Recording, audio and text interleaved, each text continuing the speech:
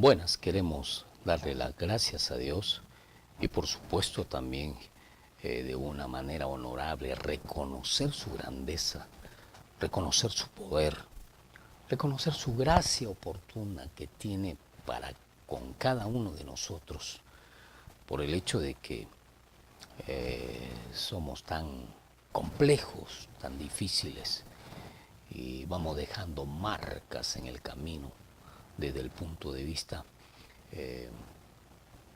que van ensuciando y enlodando muchas veces por la falta de prudencia, por la falta de criterio con respecto a nuestro diario vivir. Pero usted dirá, yo no hago mal a nadie. Sí, está bien, pero se hace mal a usted mismo y también a los suyos. No me diga usted que no le hace mal a los suyos cuando usted no se somete a las órdenes y las leyes que muchas veces usted mismo las ha impuesto. No me diga que no le hace mal a los demás cuando se deja mover por sus estigmas un poco contaminados con la ira, con el enojo, con la mentira, con el sarcasmo, con una vida un poco arrogante, que apesta, que malogra, que daña, que destruye.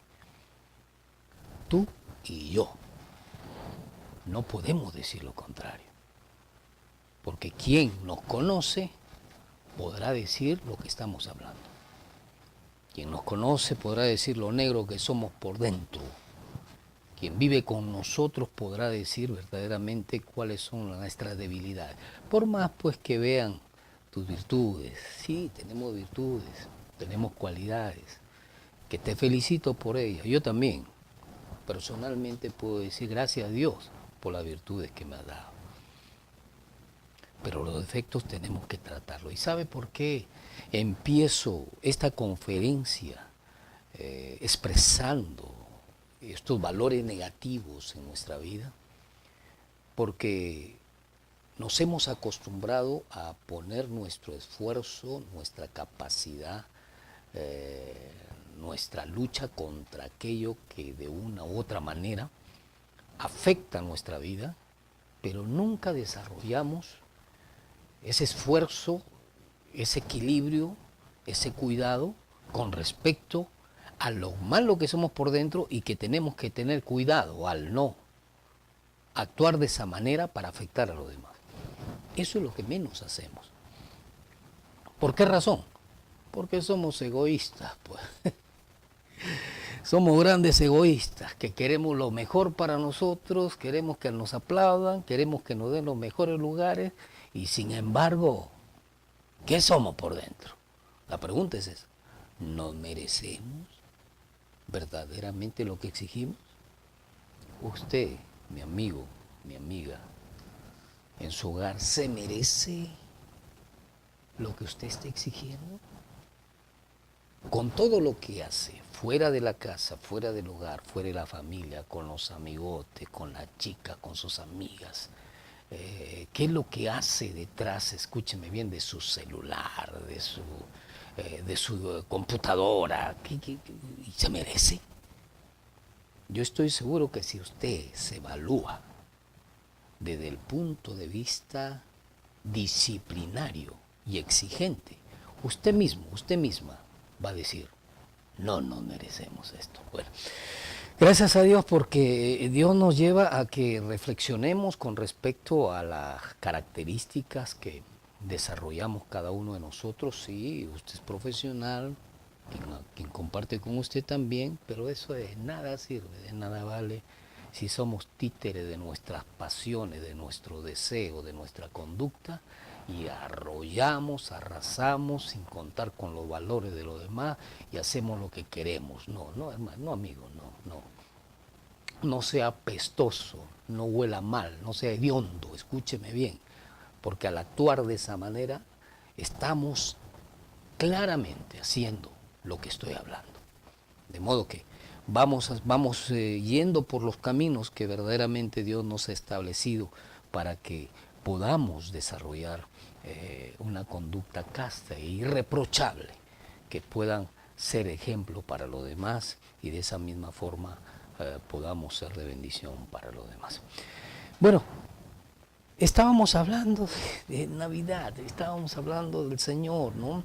Y quiero tomar los últimos versículos que habíamos leído la jornada anterior, cuando José subió de Galilea, de la ciudad de Nazaret a Judea, a la ciudad de David, que se llamaba Belén por cuanto era de la casa de la familia de David, para ser empadronado con María su mujer, desposada con él, la cual estaba encinta. Sabemos pues que todo el pueblo judío en aquel entonces estaba en movimiento constante, ¿no? En esos instantes. ¿Por qué? Porque iban a ser censados. El gobernador en ese momento, sobre el rey de Roma, el gobernador de Roma, Augusto César, había dictaminado, había, ¿cómo se llama?, dado esa ley. Escúcheme bien, de que todo el mundo sea censado con motivos personales, con motivos de orgullo, con motivos, etcétera, etcétera, etcétera. Ahora, todo esto sucedió dispuesto por Dios, escúchame. Todo esto pasó porque Dios lo había dispuesto así. Escúcheme. Si alguien hubiese tratado de convencer a Augusto César para que retroceda y no haga el censo, no lo iba a hacer. Escúcheme, ¿por qué razón? Porque este hombre quería formar uno de los ejércitos, el ejército más grande en ese tiempo del mundo. Este hombre quería censar a todos los pueblos conquistados porque quería formar pues un ejército, el ejército más grande, aparte de otras cosas, ¿no? Pero ese era el objetivo. Quería tener el control y el dominio desde el punto de vista económico de cada persona, escúcheme, de cada ciudadano de los pueblos que él había conquistado. Y para ello, pues, había de una u otra forma comprado la conciencia de cada ciudadano de los pueblos conquistados para que estén con él y sean sus empleados, y de esa manera pues cobraban los impuestos. En el caso del pueblo judío estamos hablando de los publicanos, y uno de ellos era Mateo, el discípulo o el apóstol Mateo que Dios llamó para su obra.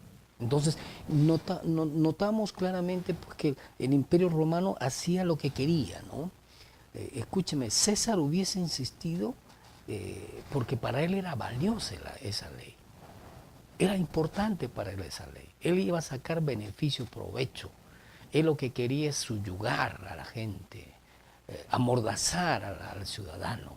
Y en este caso al ciudadano judío. Lo quería amordazar, quería tenerlo en sus manos, quería asfixiarlo, no quería dejarlo libre. ¿Por qué? Porque lamentablemente pues el pueblo judío había sido conquistado por Roma. No solamente eso, sino que pensaba en su bienestar. Se habla un poco de este hombre que tenía pues un harem, ¿no? Era un pervertido, un malogrado.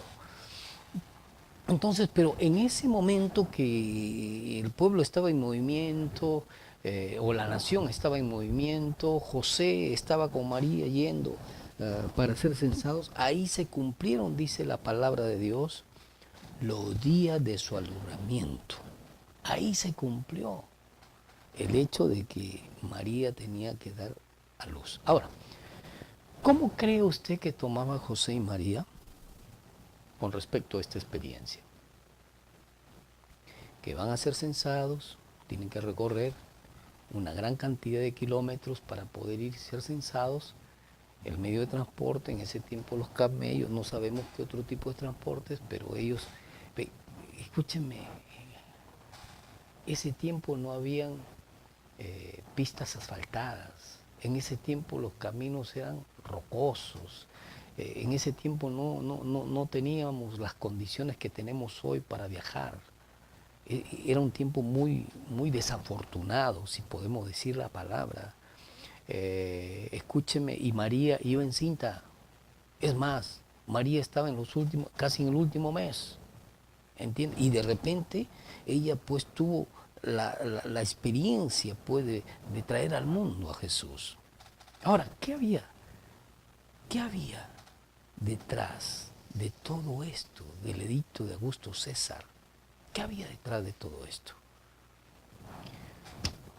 Si Augusto César no habría dictaminado este edicto, José y María hubiese sido muy difícil que vayan a Belén, porque en Belén estaban los manuscritos, los documentos donde estaba inscritas su familia.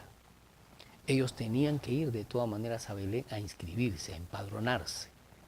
Y Dios toma, escúchame bien, la debilidad de Augusto César para transportar, porque el objetivo era llevar a José y a María a Belén, porque ahí tenía que nacer el Señor Jesucristo a través de María. Ahí tenía que nacer Jesús de Nazaret, porque ya había sido, escúcheme bien, planificado por Dios.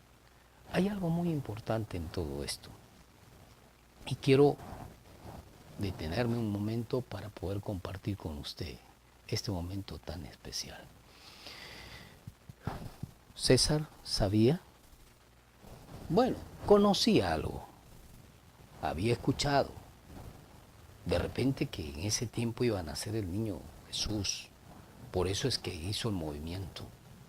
Pero la mayor, escúchame bien, la mayor actitud de César, el mayor deseo de César, el compromiso que tenía consigo mismo, era simple y sencillamente sacarle más dinero a las poblaciones conquistadas y tenerlos pues censados para poder cobrarle los impuestos más adelante y para poder tener un equipo, un ejército más grande, ¿no? Ese era el objetivo de este señor. Pero no se daba cuenta que Dios lo estaba utilizando. Porque si Dios permite esta experiencia, pues justamente era en el momento preciso y exacto donde Jesús iba a nacer. Note algo, Dios no se equivoca, amigo. Dios no se equivoca, amiga. Dios hace precisas las cosas. Dios es puntual con el tiempo, con el diseño, con los lugares, con las personas. Usted vive en una sociedad porque Dios la diseñó de esa manera. Usted tuvo los padres que tuvo porque dentro de los planes de Dios estaba que los padres que tienen sean sus padres y los hermanos que tienen sean sus hermanos. Aguantémonos como hermanos y sepamos respetar a nuestros padres, pero los padres también deben saber respetar a sus hijos. Y en todos por igual. No hacer diferencias, no pretender, escúcheme bien, tener una familia formal cuando hacemos diferencias entre los hijos. ¿Sabe que eso es diabólico? ¿Sabe que eso no proviene de Dios? Proviene de su carne, de su naturaleza. Déjese de ser arrogante si es que usted está haciendo preferencia en sus hijos. No sea malo, no forme enemigos en su familia. Y haga las cosas como para Dios. Todos los hijos deben ser iguales. ¿Por qué razón? Porque son hechos, escúcheme bien, Dios permitió que usted ponga parte de lo suyo y su esposa ponga parte de lo suyo para traer como herencia a sus hijos. De modo que no hagamos diferencias, no hagamos, escúcheme bien, distancias dentro de la familia, dentro del hogar, haciendo gala de una actitud grosera, mostrando a nuestra familia que tenemos preferidos en el árbol genealógico de nuestra familia. Todos deben ser iguales. Consideremos esto porque necesitamos entenderlo. No hagamos diferencia. Entonces, el edicto de Augusto César se dictó, pero Augusto César no sabía qué había detrás de todo lo que estaba haciendo. Dios estaba utilizando por esta parte entonces la debilidad de César para que él promulgara este edicto. Y José y María tuvieran que ir a Belén. Qué importante, ¿no? Pero también estaba utilizando la obediencia de José y de María para poder viajar. Esto es muy importante. Escúcheme, por favor. Muchas veces perdemos bendiciones por desobediencia. ¿Qué hubiese pasado si José y María no hubiesen obedecido? ¿Qué hubiese sucedido si José y María no se hubiesen sometido a este edicto que dio Augusto César para ser empadronado? Dios, que conoce el futuro, había escogido a José y María porque sabía Dios que este gran caballero José y esta gran mujer María iban a obedecer. La obediencia es lo que busca Dios. Escúcheme, hay diferencias en las normas, en las reglas que nosotros tenemos que desarrollar en la vida. Y Dios nos muestra que debemos amar a Dios sobre todas las cosas. Dios nos muestra que debemos buscarle a Él sobre todas las cosas. Y si Él ordena que debemos buscarle y amarle a Él sobre todas las cosas, que es el primer mandamiento, entonces debemos hacerlo. Muchas veces no porque lo sintamos, sino porque queremos obedecerle. Dios, perdóneme la palabra. Quiero tratar de expresarlo desde el punto de vista emocional mío. Dios se goza, Dios se alegra cuando haya que usted y yo somos obedientes. Y Dios detesta la desobediencia. Para Dios apesta la desobediencia. Por ello es que Dios preparó a José, preparó a María, a través de la enseñanza e instrucción de la vida de sus padres, para que posteriormente juntos puedan respetar y obedecer las demandas que Dios le había hecho. José estaba durmiendo, de repente: José, muévete, tienes que ir con María a tal lugar. José, quédate, no te muevas porque pueden matar al niño. José, tienes que irte para el sur, tienes que irte para acá, tienes que irte a Egipto, tienes que ir... Escúcheme. A Dios no tenemos por qué ponerle razones ni justificaciones. Tenemos que obedecerle a Él como ordena las cosas. Que Dios te ayude. Y también que me ayude a mí. Que me ayude a mí. Porque somos de una naturaleza pecaminosa.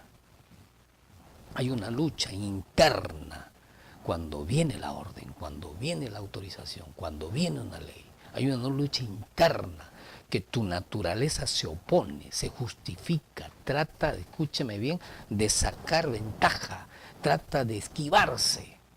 Pero en esos momentos, tú y yo tenemos que ser valientes y firmes y obedecer lo que Dios dice en su palabra. Toda la escritura es inspirada por Dios. Usted que no cree en la Biblia, toda la escritura es inspirada por Dios. Inspirada por Dios. Y es útil para enseñarnos, para corregirnos, para guiarnos y para instruirnos en justicia. Toda la escritura. Aquí no dice una parte, toda. Obedezca, porque Dios quiere bendecirlo. No, que yo voy a adorar a Dios. Usted puede matarse, escúcheme bien, todos los días adorando a Dios, alabando a Dios. Haga usted todo lo que quiera, los sacrificios, camine de rodillas, camine hasta de lengua si quiere. Pero si usted no obedece, Dios no lo va a escuchar. Necesitamos obedecer a Dios. Yo admiro la actitud de María y de José, que obedientemente caminaron, escúcheme bien, hacia Belén, porque era el lugar donde ellos tenían que ser empadronados. Y dice la palabra de Dios claramente que habíamos leído, y María dio a luz, dice.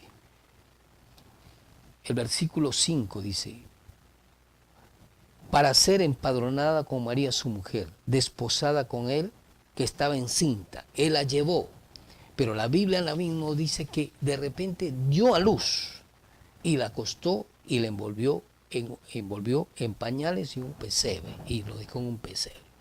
Hay algo muy importante aquí que analizar con respecto al pesebre.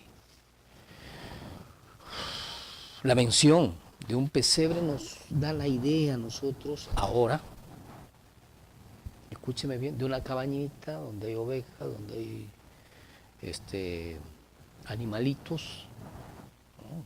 Los pesebres, por ejemplo, en la sierra, qué sé yo, en los establos. Esa es la imagen que tú y yo tenemos de un pesebre. Esa es la base tradicional. Y la base tradicional es que Jesús nació en ese establo. Pero mayormente, escúchame bien, los establos en el tiempo de José y de María no eran así, eran cuevas. La reseña histórica nos habla, o la historia nos dice que eran cuevas con comederos cavados en las paredes. Eran cuevas con comederos cavados y con bebederos cavados en las paredes, donde comían los animales, ¿no? Ahí se alimentaban los animales. Y todo eso era, imagínense, comederos y bebederos, donde entraban ahí, hágase la idea que entraban burricos, entraban, ¿cómo se llama? Ovejas, entraban chivos, hasta los camellos entraban ahí a beber su agua o a comer ahí. Imagínense, eso era un charco, era asqueroso, los chanchos entraban también, era algo hediondo. Según pues la historia nos dice, allí nació Jesús. Claro, hoy día tenemos una imagen, como una cabañita, con sus animalitos, con sus... Y bonito, ¿no? Bien bonito.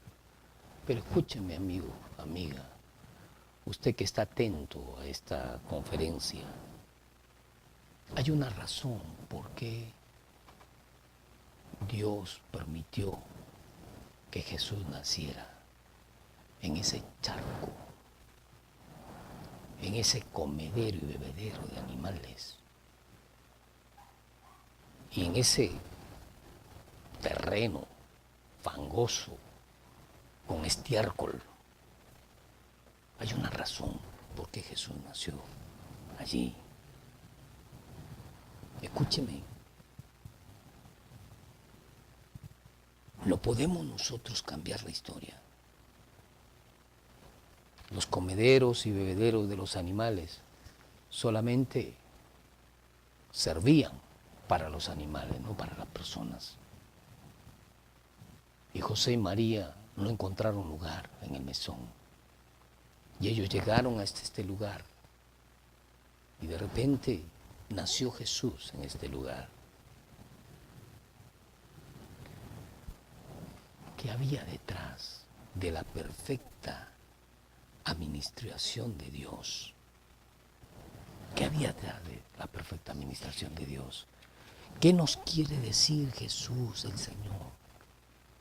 El por qué nació allí. Lastimosamente a veces nosotros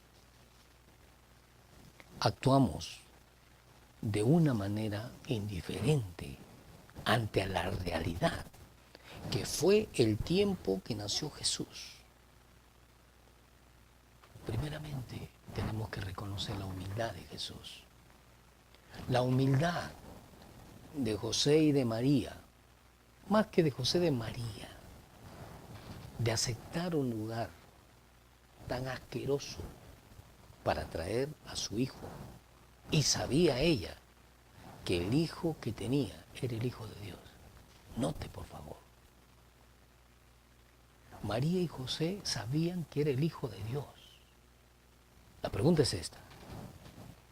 Si tú estuvieras en el lugar de José y de María, ¿acaso no te preocuparías por permitir que el niño Jesús venga en el lugar adecuado?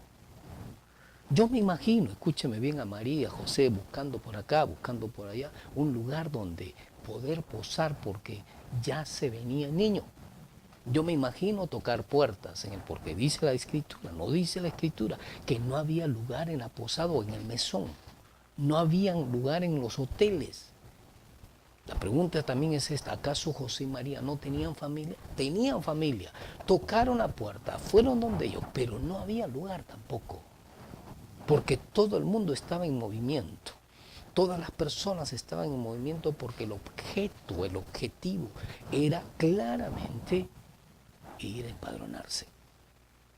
Entonces la primera razón que nosotros tenemos que entender es esto, la humildad de José, la humildad de María, pero también la humildad de Jesús, de venir, escúchame bien, porque ¿acaso no es Dios Él? Él es Dios. El Dios omnipotente de los cielos estaba mirando, estaba viendo que su hijo, que José y María tocaban las puertas para traer al mundo, al Mesías. ¿Y acaso no pudo hacer nada Dios? Claro que podía haber hecho. Pero ¿por qué Dios lo permitió? Para mostrarnos que el Hijo de Dios, con todo el poder que tenía, se bajó hasta lo más vil, hasta lo más menospreciable, hasta lo más asqueroso, para nacer ahí. En otras palabras, ¿qué quiere decir esto? Que vino para limpiarnos del charco, del muladar en que vivimos, para limpiarnos de la asquerosa manera de vivir, para limpiarnos de lo hediondo que estamos por el pecado. Para eso vino Jesús. Escúchame, amigo, amiga. No te creas lo suficiente santo que te haga violar la ley de Dios. No te creas lo suficientemente santo que ofendas a Dios. Tú y yo somos pecadores y necesitamos a Jesucristo nuestro Salvador para que nos perdone del charco en que andamos muchas veces, del muladar por donde nos hemos metido. Así que déjese de estar de repente adornándose, viéndose bien usted, que está muy bien, cuídese. Pero cuide primero su alma y venga Jesucristo para que lo lave y lo limpie de toda esa basura de pecado que tiene internamente. Jesús vino para eso. Y Jesús vino en un bebedero de camello, de oveja, de chivo, de todo. ¿Entiende? Se hizo humilde, se hizo el más bajo. Nació en el estiércol para mostrarte a ti y mostrarme a mí que vino por los pecadores. O sea, algo más bajo no puede llegar. Algo más bajo no puede llegar. De modo que si tú dices, no, me perdonará Dios, no creo que me perdone del pecado que he hecho. Oiga, no conoce a Dios, pues. Por eso actúa así. Por eso piensa de esa manera. Jesús es capaz y tiene todo el poder para perdonar todos los pecados que hayamos cometido en esta tierra, en esta vida. Así que pongámonos en el orden que Dios ha establecido para que nosotros podamos alcanzar el perdón de nuestros pecados. Ahora, Él no vino, si usted se da cuenta, Él no vino. A pesar que José trató de buscar un lugar que cualquier persona de la clase social o actual va y busca. Primeramente a la familia. Si usted va de viaje a un lugar y no tiene dinero, busca a su familia. Y bueno, si tiene dinero y no quiere molestar, dice, no, busco un hostal, un hotel, ¿me entiende? Y si tiene mucho dinero, de primera. ¿O no es así? En este caso, José buscó el hostal, buscó el hotel, porque ameritaba, escúcheme bien, porque ameritaba el momento. No estamos hablando de personas comunes, de personas cualquiera que tienen que desarrollarse en la vida. Estamos viendo una mujer que está a punto de dar a luz. Y José, como esposo, por eso fue al mesón y también probablemente fue a su familia, por el hecho, porque ameritaba el hecho. No voy a compartir algo más, sino hasta ahí me da mi cabecita, ¿entiendes? Y fueron, ellos buscaron un lugar en el mesón y no encontraron. ¿Por qué? Porque toditas las habitaciones de los mesones estaban ocupadas, había mucha gente en el pueblo. Pero ¿por qué Dios pone en sus corazones que vayan a un bebedero de animales? A un lugar donde comen los chanchos y comen los animales. ¿Por qué? ¿Por qué no fue a otro lugar? Es que era el único lugar que había. Nadie lo quería. Nadie lo quería. O sea, lo menos que pudieron haber hecho las personas es buscar un lugar para ir a dormir de esa naturaleza. Ahora, ¿por qué Dios lo permitió? ¿Sabe por qué? Porque Él no vino a la clase rica. Tu riqueza no sirve de nada para Dios. Quiero decirte esto. Toda tu riqueza, todo tu poder económico, todo lo que puedas haber alcanzado en esta vida, no te sirve de nada para la vida eterna. Todo lo que el hombre ha creado, ha formado para poder desarrollarse en la vida, con respecto a las comodidades, al transporte y a todo lo que él ha creado, no nos sirve de nada para la vida eterna. Es circunstancial. Esto se queda aquí. No vas a llevarte al cajón, escúchame bien, tu tesoro, por más abundante oro que tengas. Tú, que has sido un ladrón y que de repente has robado a nuestra nación, de nada te sirve. Ni eso te va a sacar del infierno. Arrepiéntete delante de Dios. Escúcheme, no vino a la clase rica, ¿sabe por qué? Porque los ricos no lo iban a recibir. Porque ellos tenían a cargo el poder. Aquí vemos a Herodes, ahí vemos también a Augusto César. Ellos pertenecían a la clase casta. ¿Para qué lo buscaban? ¿Para qué querían encontrarlo? ¿Para darle un abrazo? ¿Para llevarle regalo? No, para matarlo. Por eso no vino a la clase rica, ni tampoco vino a la clase media, porque habían luchas sociales entre ellos.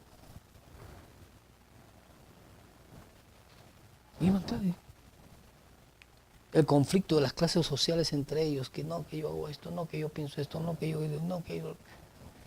Jesús no vino para problemas sociales y políticos, aquellos que decimos que estamos sirviendo a Dios y nos metemos a la política. Oye, le dará cuentas a usted Dios. Jesús no vino a la clase social media porque Él no estaba de acuerdo con el estilo de vida que de una u otra manera se llevaba. Es más, el Señor no está de acuerdo con el pecado y suficiente con eso. No está de acuerdo con nuestro pecado, con nuestra manera de ser, no está de acuerdo y suficiente con eso. Por eso tenemos que arreglar nuestra vida. Jesús vino por ti y por mí. Jesús vino para libertarnos del pecado.